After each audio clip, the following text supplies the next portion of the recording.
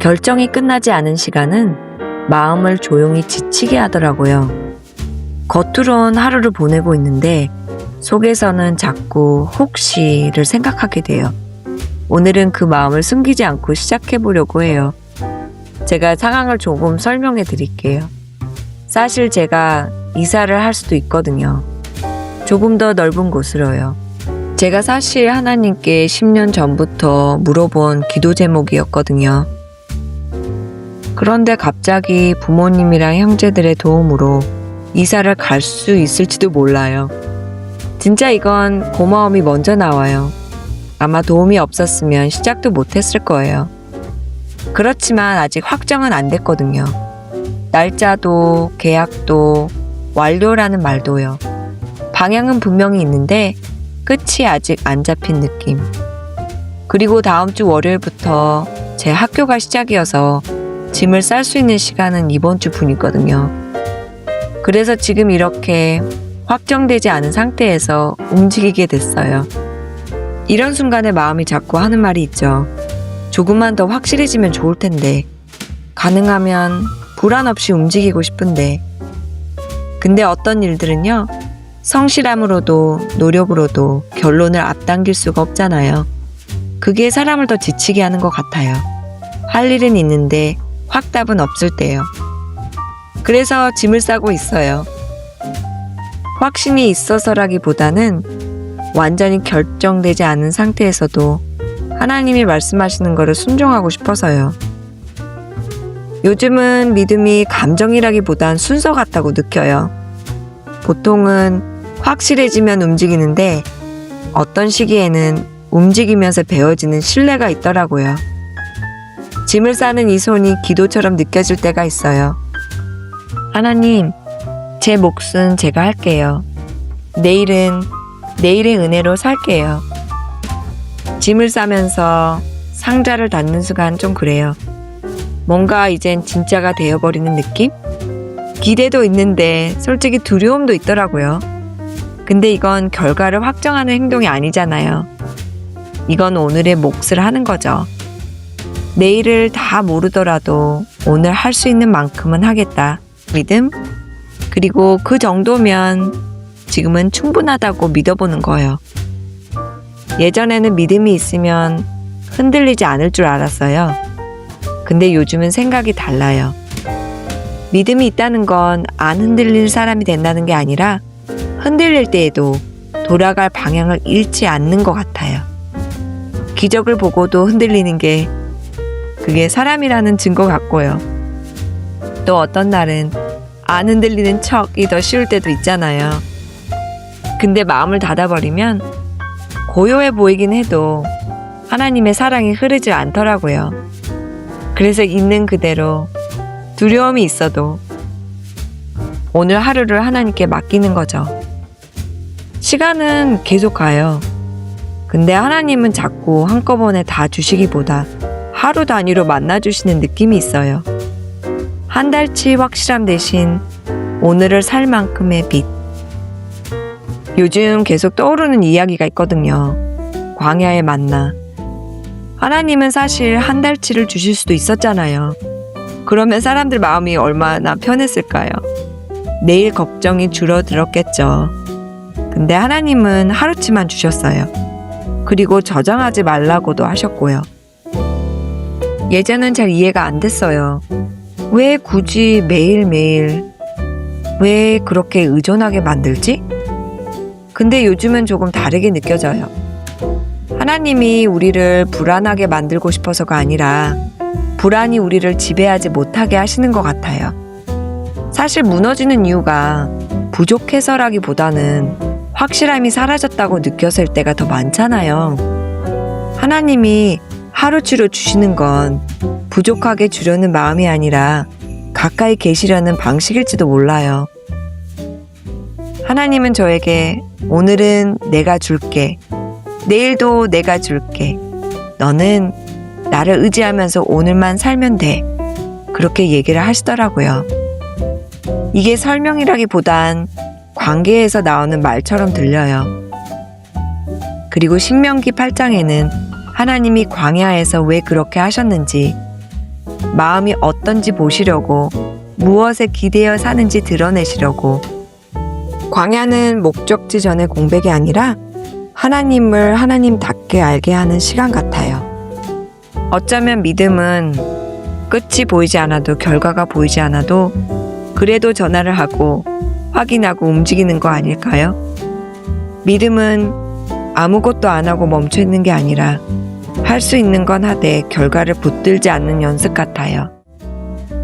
보영이를 보다 보면 지금이 얼마나 중요한지 느끼게 되더라고요. 보영이는 전체 계획을 묻지 않거든요. 저는 상자 위에 기다림이라고 적었어요. 기다림은 생각보다 중립이 아니더라고요. 기다리는 동안 마음이 드러나요. 성경이 불평을 엄하게 다루는 이유도 단순히 짜증을 내서가 아니라 그 불평이 결국 하나님의 마음을 판단하는 결론으로 굳어지기 때문인 것 같아요. 광야에 있는 차갑고 밝고 숨길 데가 없는 느낌. 근데도 하나님은 그곳에 계시더라고요. 설명으로가 아니라 동행으로, 그냥 같이 있음으로. 탄식은 하나님께 붙어 있고 아픈 걸 아프다고도 말하면서도 끝까지 하나님 쪽으로 몸을 기울거든요. 그 의지를 하나님이 원하시는 것 같아요. 오늘 할 일은 오늘 할 수 있는 만큼, 하루치 믿음은 하루치 삶을 줘요. 할 수 있는 건 하고 할 수 없는 건 내려놓고 다시 오늘로 돌아오기.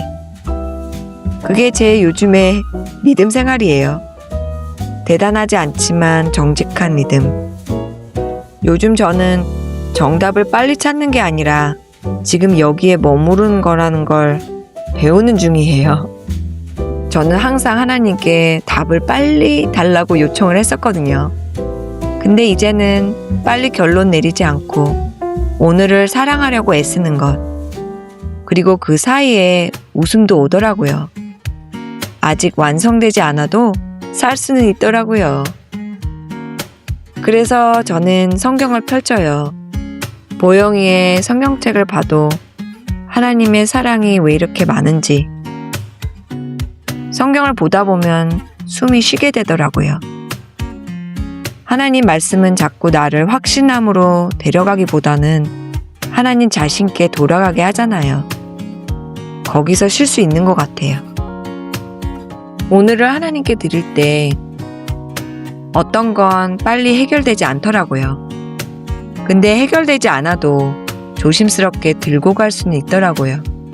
저는 불안이나 걱정이 찾아올 때 성경을 볼 수밖에 없는 게, 그걸 읽다 보면 하나님이 내가 너를 얼만큼 사랑하는지 아니? 나는 널 위해서 모든 것을 했단다 라는 것을 말씀해 주시면 제 마음이 안정이 되더라고요. 오늘은 어떠세요? 걱정하거나 염려가 마음에 있어요? 저처럼 불안한 마음이 있으시면 이 성경 구절을 읽어보시면 돼요. 제가 얼마나 웃었는지 몰라요. 제가 주님 저 걱정돼요 하니까 그런 작은 일들로 걱정하지 말아라는 말씀을 주시더라고요. 그래서 해결되지 않아도 하나님께 그냥 가지고 가기로 했어요.